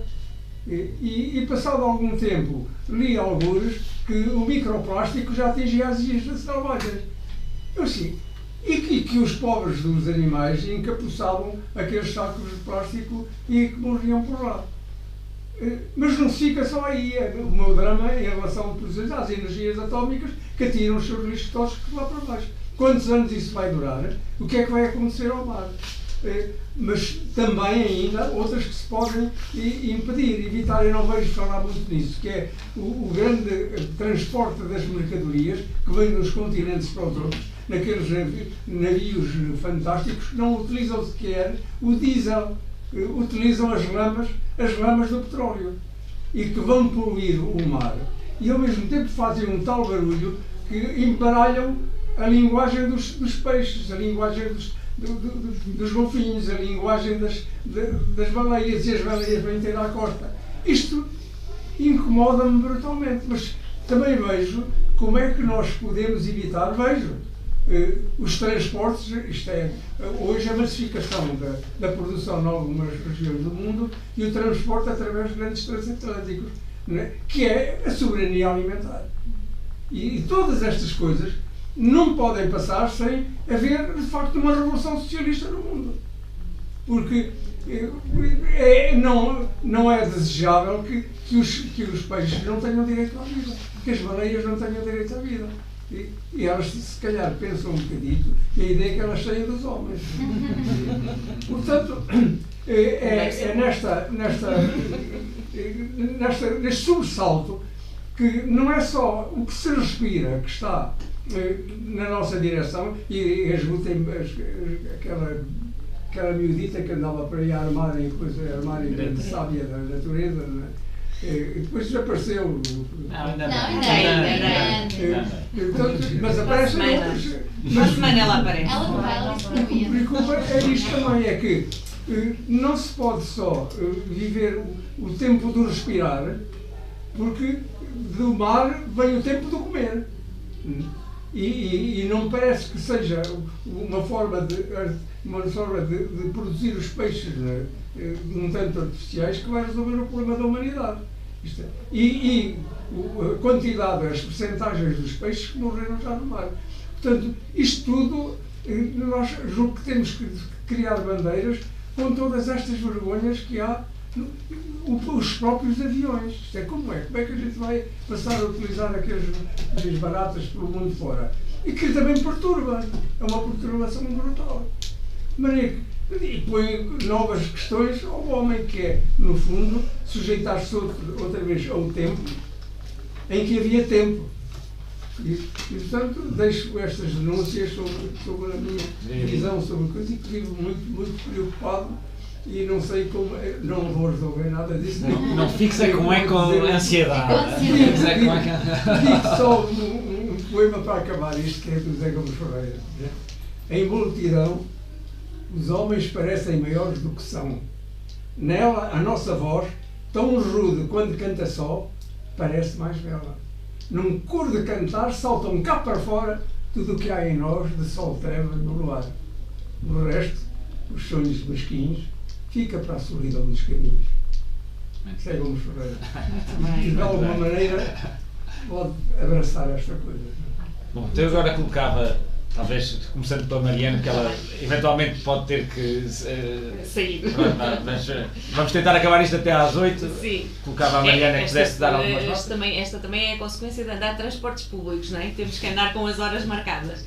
Mas eu penso que ficou basicamente muita coisa dita hoje e que poderíamos refletir ainda mais sobre ela. Esta questão da energia é uma questão muito importante e que tenderá a ser empurrada com a barriga, porque há os responsáveis que estão a lucrar e que querem continuar a lucrar, e que as opções políticas são a de deixá-los continuar a lucrar, não é?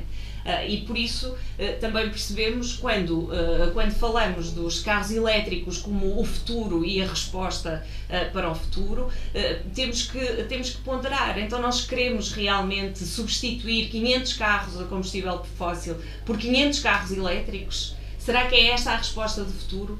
Esta não é a resposta do futuro. A resposta do futuro é a rede de transportes e os carros elétricos que podem realmente existir e que há lugar para a evolução e para a tecnologia, como dizias há pouco, não têm é que vir em grande número, como existem agora os carros a combustível fóssil, que poluem também, e por isso os carros elétricos vão também poluir. Para além de que estamos aqui a responder a uma necessidade dos grandes países da Europa, e daí nós também termos levantado o problema da exploração de lítio em Portugal, não é?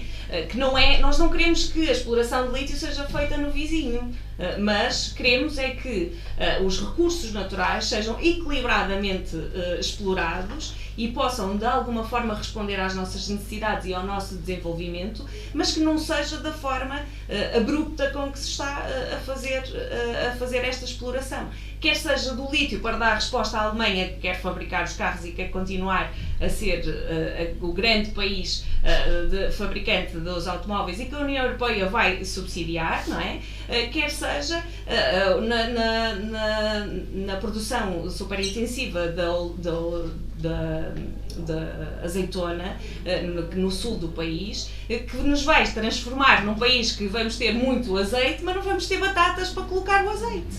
E por isso torna-se tudo tão incrivelmente irónico, não é? Que é, nós tínhamos um bom azeite, nós podemos fazer economicamente, podemos fazer dinheiro com o nosso bom azeite. Não precisávamos que viessem grandes empresas que não são portuguesas explorar os nossos solos até ao tutano, contaminar aquelas populações com os pesticidas que são pulverizados naquelas culturas e tornar a vida e a qualidade de vida daquelas populações mais miserável do que já é, porque estão isolados, porque estão no interior, porque lhes fecharam os serviços públicos, porque tornaram a vida no interior quase impossível, mas depois ainda acrescentamos a destruição do único bem que eles têm.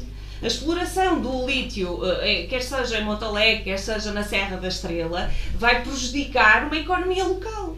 Porquê é que nós havemos de prejudicar uma agricultura e de qualidade, classificada pela FAO?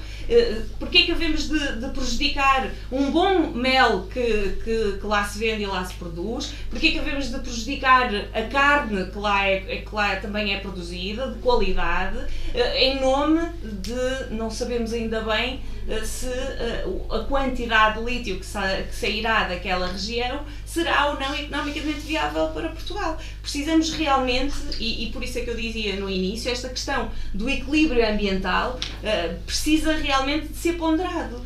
Temos que olhar para o nosso país, explorar os recursos naturais, porque não há volta a dar, não é? Olhar para as alterações climáticas sabendo que elas iam naturalmente acontecer, não queremos é acelerá-las, queremos mitigar as suas consequências. Não queremos contribuir para que elas se transformem em algo tão desastroso que não possamos controlar. Por isso, a única transformem em algo tão desastroso que não possamos controlar. Por isso, a única forma não é individualmente, como já foi aqui dito, não é vender-nos a ideia de que temos que comprar o detergente verde, temos que andar no carro verde, temos que...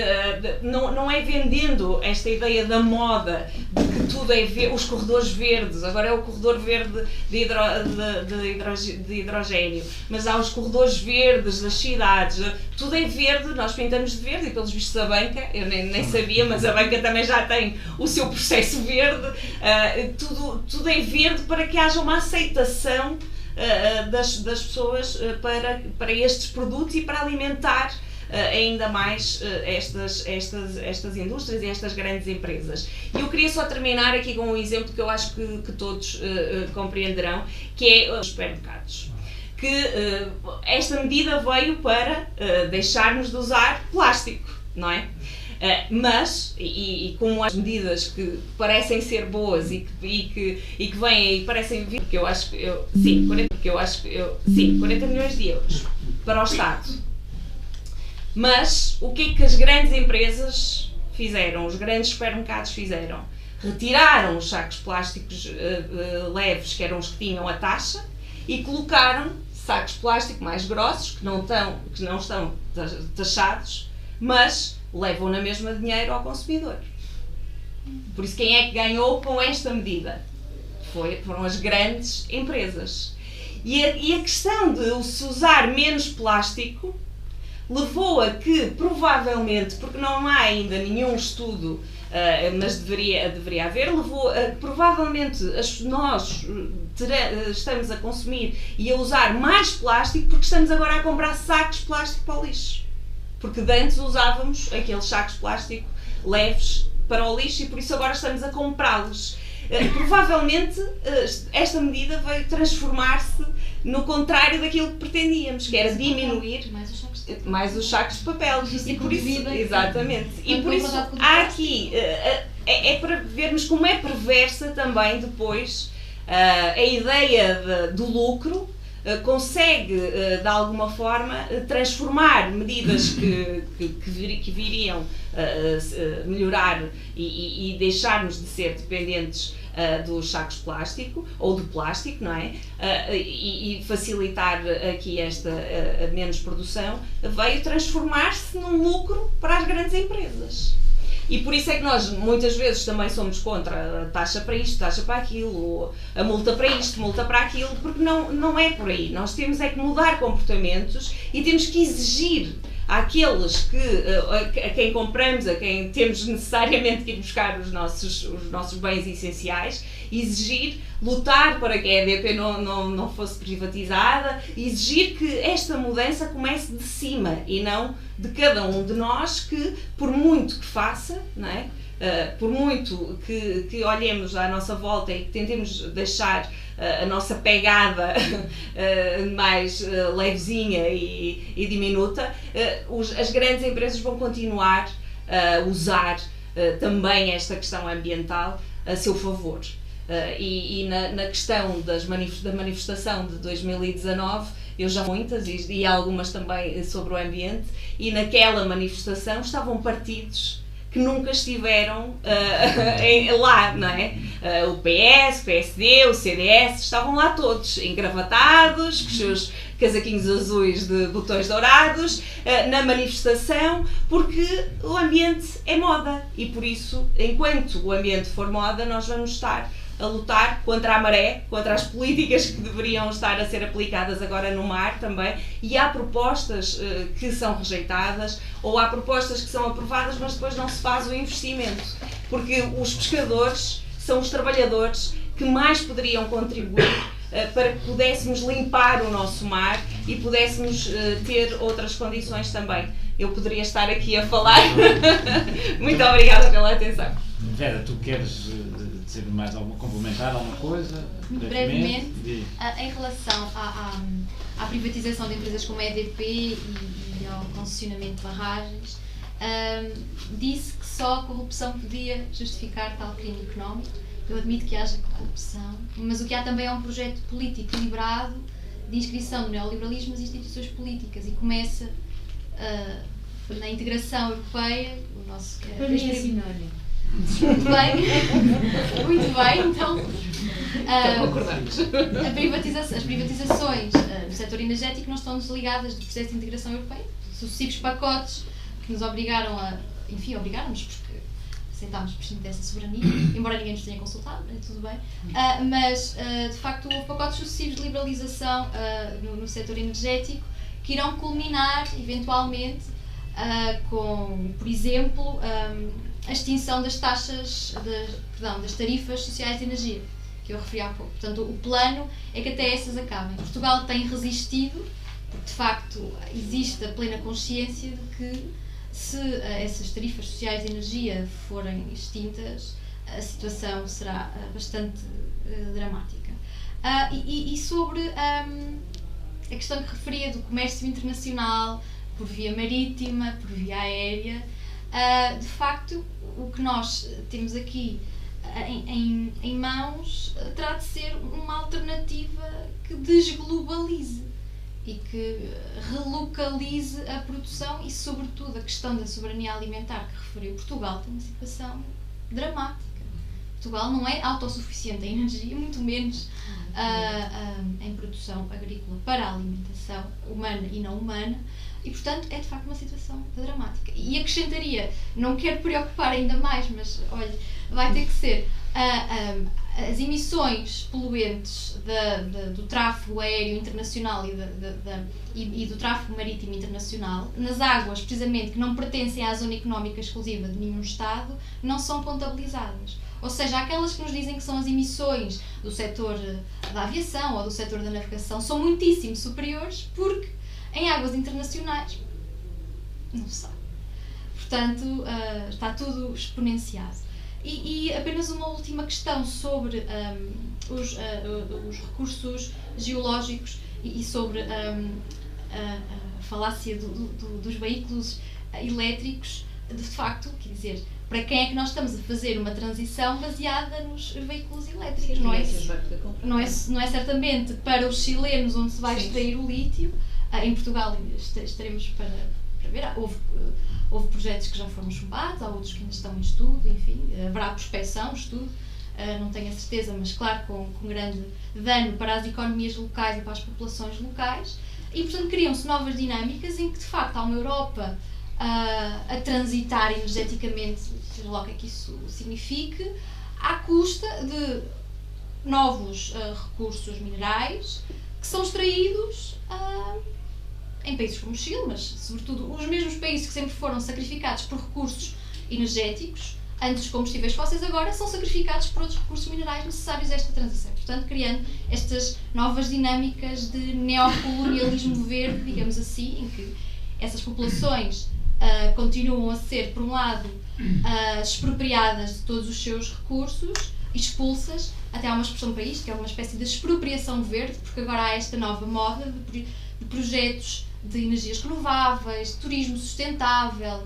conservação da natureza, e o que é que se faz? Vão-se expulsar os povos indígenas, todas as populações que sempre tiveram as práticas mais ecológicas, essas populações vão sendo expulsas em nome de uma transição, sabe-se lá bem para quê. E pronto, era só isto. Pronto, eu queria só aqui dar alguns números e exemplos de que me esqueci de dar, também em conta com as outras intervenções. Um dos principais frases da campanha do Capitalismo Não é Verde é que desde 1988 são apenas 100 as empresas responsáveis por 71% das emissões dos gases com efeito de estufa. Portanto, também aqui a dizer quem é que realmente é que tem a culpa e que não é um indivíduo de todo.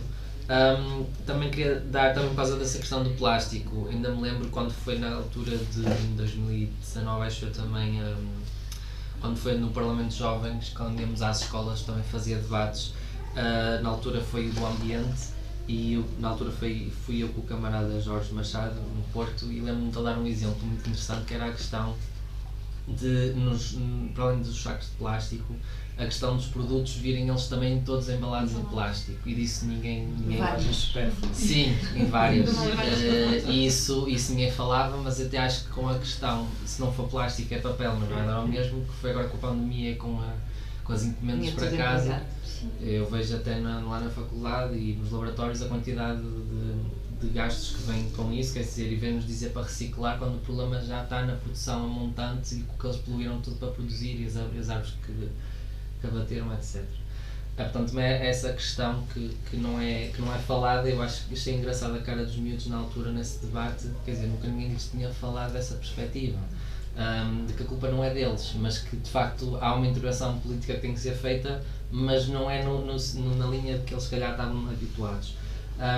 E outro exemplo, também a questão, também lembro-me de falarmos também em várias aulas da questão de haverem outras perspectivas sobre as alterações climáticas e até haverem outras teorias científicas até, mas nunca, ou seja, com o surgimento do IPCC, com a Margaret Thatcher e assim, estrangulou-se muito essa possibilidade até de desenvolver outras teorias, quando no fundo o que a Margaret Thatcher queria era haver um bode expiatório para ela poder desenvolver a indústria nuclear na Inglaterra e culpar os mineiros, que por acaso também estavam com algumas greves e isso incomoda muita gente, e então ela resolveu essa questão logo de uma machadada e pôs a energia nuclear também nas agendas. E depois lá está, isto do IPCC, da questão do poluidor pagador, também se aplica a países e acho que é de uma extrema injustiça e desigualdade estarmos a aplicar a países em desenvolvimento, que obviamente poluem, mas também não têm muitas outras hipóteses, a aplicar as mesmas regras que aplicam a países como os Estados Unidos, em que a poluição é exponencialmente muito maior e que os objetivos, também por causa das empresas, e são outros, comparativamente a um país sudoeste asiático, por exemplo, em que limitam e cortam a produção quando eles nem para comer têm. E obviamente esta questão toda da soberania alimentar também está envolvida. E depois outro exemplo, por fim, que também me dá que era muito engraçado, que é esta questão das grandes empresas em Portugal, da suinocultura e etc., da questão da poluição e desses grandes produtores e da agricultura intensiva, e de que ninguém regula devidamente essa questão, mas que a poluição aí feita é muito, muito grande, e depois também está relacionada com as hectares e com a falta delas, e com a falta de regulação pública dessas hectares. E então o professor dava-nos um exemplo muito engraçado, que foi uma vez uma empresa de suinocultura que produzia, né, resíduos líquidos, neste caso. Então quando o caminhão cisterna fazia uma viagem Porto-Lisboa, Lisboa-Porto, a pingar o caminho todo de lá portanto ele quando chegava ao Porto outra vez já tinha vazio, mas o facto é que a estrada toda estava toda contaminada, obviamente passando por campos, passando por várias zonas ambientais diferentes, e estava tudo poluído para ali fora.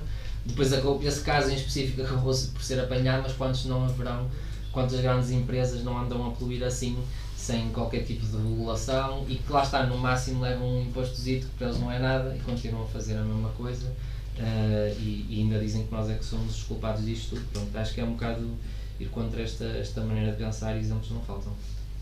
Bom, então, só para finalizar, eu queria, reiterando o agradecimento a todos os que vieram aqui falar e a que estiveram presentes, só fazer dois comentários a duas coisas que foram aqui colocadas e depois talvez tentar fazer assim uma súmula rápida para daquilo digamos, das linhas aqui apontadas.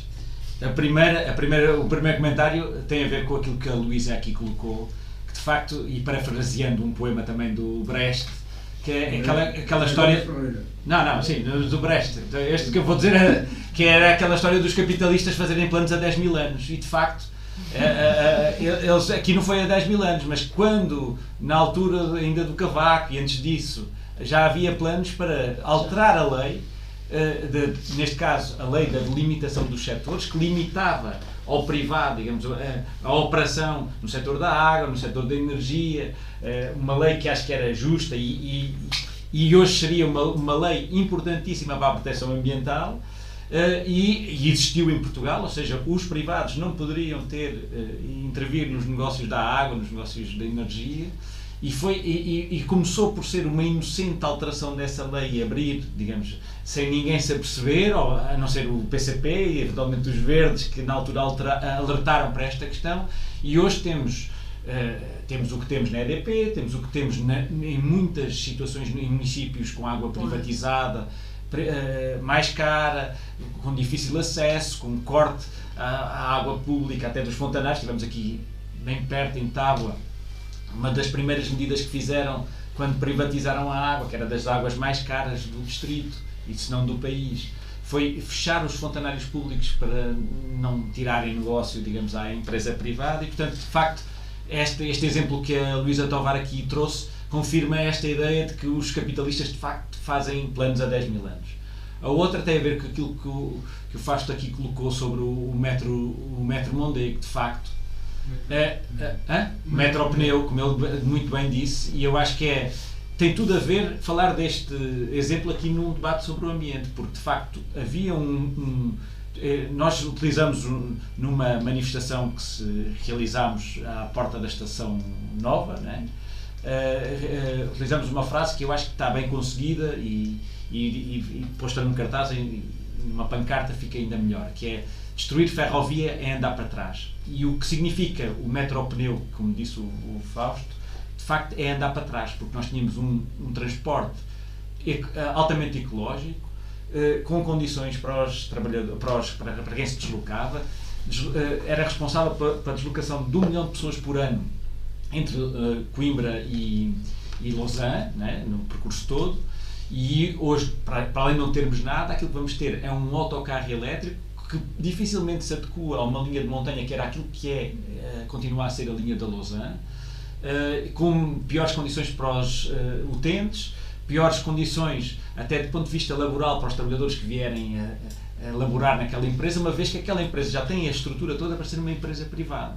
Ou seja, e também não está desadequado, digamos, dos planos que eles fazem a 10 mil anos, neste caso é há menos, mas pronto, de que a operação Metro Mondego em Coimbra vai transformar, ou vai passar para uma empresa que de certa forma já tem a estrutura para poder vir a ser privatizada, uma parte substancial dos transportes urbanos de Coimbra e a parte toda dos transportes que já não eram urbanos, né, de montanha, da Lausanne. Portanto, isto, o PCP infelizmente alertou, também teve razão antes do tempo, e continua a alertar, continuamos a dizer que isto não vai ser solução e vai penalizar os utentes, e isto tem tudo a ver, como foi aqui demonstrado também durante o debate, através das intervenções que aqui se fizeram, tem tudo a ver com a proteção ambiental, porque não há proteção ambiental mantendo este paradigma de, digamos, de degradação do transporte público aposta no transporte individual. O transporte individual tem um papel, como é óbvio, terá sempre, mas nós não vamos lá com esta linha. Outra questão que queria colocar é um exemplo relativamente também às questões do mar que o Manel Pires da Rocha aqui levantou, que era, na festa do Avante, tivemos num debate sobre reciclagem. E, digamos, as intervenções, estava um trabalhador do setor, estava um antigo gestor de um sistema de resíduos, né? E estava-se a discutir as questões do setor e a necessidade, uma das necessidades que se identificava era exatamente não pôr nas mãos do privado os resíduos, exatamente por causa daquele exemplo que eu há pouco disse, ou seja, multiplicar esses exemplos significa não resolver o problema dos resíduos, antes pelo contrário, agravá-lo. E houve um assistente que um pouco provocatoriamente levantou um problema que parecia ser um problema que tinha alguma razão de ser, que era, então, mas, na Alemanha é tudo privado e eles têm um sistema de reciclagem que é altamente sofisticado. Já não têm só os 3 ocupantes, já vão em 6, ou seja, já é uma coisa de ampla recolha e, portanto, tem um sistema que é verdade, ou seja, a Alemanha, de facto, e eventualmente pode haver ali exemplos e ensinamentos a tirar do exemplo alemão. Mas o que esconde esta eficiência toda no tratamento dos resíduos reciclados na Alemanha é que, primeiro, a Alemanha é de longe o país europeu que produz mais resíduos e, portanto, ela está a resolver um problema que tem, que é do consumo excessivo induzido, digamos, por um sistema iníquo e explorador do ambiente. Por outro lado, para resolver o problema da dita reciclagem, a Alemanha depende de países terceiros, ou seja, na prática exporta lixo e vão aparecer, e ainda no outro dia vi num documentário na televisão, vão aparecer a boiar nos mares asiáticos, bem, e no Índico, produtos que supostamente foram reciclados, não é? Que nunca as populações daquelas praias tiveram sequer os recursos para consumir aqueles produtos, e lá aparecem as embalagens daqueles produtos a flutuar no mar, não é? Para fazer a ligação àquilo que o Manel aqui estava a colocar. Ou seja, de facto, aparentemente tem um sistema eficiente de recolha de resíduos, de facto pode haver ali elementos que têm que ser, digamos, atendidos e vistos e até estudados, mas o problema está a montante e está a jusante, continua a estar a montante e está a jusante, ou seja, está na grande produção e na grande consumo, que resulta na grande quantidade de resíduos, e está no destino final dos resíduos, ou seja, está longe da vista, longe do coração dos alemães, não é? Mas ele persiste em algum sítio do planeta a boiar. E, portanto, havia muitos outros exemplos, mas, digamos assim, para finalizar e só para dar, e porque estamos a 5 minutos do tempo limite, de facto, aquilo que foi aqui dito, e para fazer assim uma súmula muito rápida, é que, de facto, nós sabemos que este sistema é iníquo. Sabemos que o homem terá sempre, aliás, como tem os animais, pela sua presença no ambiente, tem impactos no ambiente. O homem terá sempre um impacto no ambiente. Aquilo que nós parecemos ter já, digamos aqui, consensualizado aqui entre nós que estamos nesta sala, é que o capitalismo não tem os instrumentos para regular essa relação que o homem tem com a natureza. Não estamos a dizer que o socialismo vai resolver esses problemas todos, estamos a dizer é que o socialismo poderá ter, e terá com certeza, outros elementos que poderão ajudar a resolver o equilíbrio que é preciso sempre manter, partindo do princípio que vamos ter sempre uma presença, digamos, na natureza. E, portanto, é esta a questão. Mas, entretanto, não nos ficamos só pelos amanhãs que cantam, é preciso na luta do dia-a-dia, e eu acho que foram dados aqui exemplos de como, de exigências para agora, que é necessário fazê-las, lutar por elas, porque nós não remetemos tudo para a luta pelo socialismo, sempre tivemos objetivos concretos e imediatos para propor às pessoas, e foram aqui dados vários exemplos. A questão do consumo e produção locais coloca-se agora, uma coisa que antigamente não era associada do ponto de vista ambiental, não é? a um ganho ambiental, e está demonstrado que é necessário que ela esteja na equação. Esta questão das cadeias de distribuição, que o Manel falava, que outros aqui falaram, de facto anárquicas, que têm mais a ver com digamos, com os planos que o capital faz de quem é que produz o quê, e não tanto com quem é que tem condições, onde é que são consumidas as mercadorias, são completamente irracionais as cadeias de distribuição e favorecem apenas uns poucos, digamos.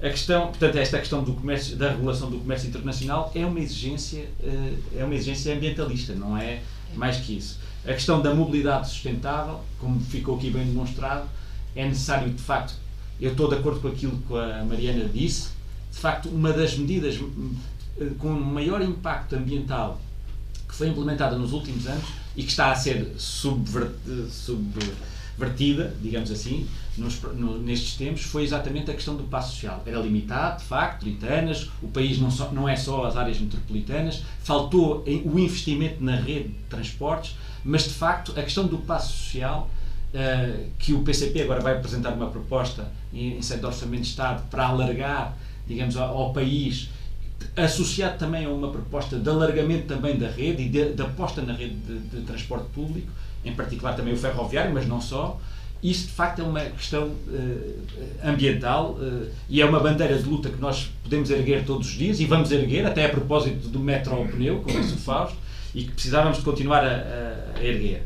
Depois é esta ideia que também não seria direta, digamos, ninguém pensaria disto aqui há uns anos, mas que é, de facto, a luta pelo controle público de setores estratégicos é uma luta ambiental, como bem disse aqui a Vera, e que demonstrou isso, a energia, tudo isso, para além de ser, do ponto de vista da justiça social e económica, da distribuição da riqueza do país, ter influência determinante, sem ela, sem esse controle público, um país não pode determinar políticas ambientais que promovam o equilíbrio ambiental. Depois há outra questão que a gente não desenvolveu aqui, mas que a Mariana deu aqui exemplos, da questão dos meios do Estado, e a própria Luísa, o reforço dos meios do Estado de monitorização, de gestão ambiental.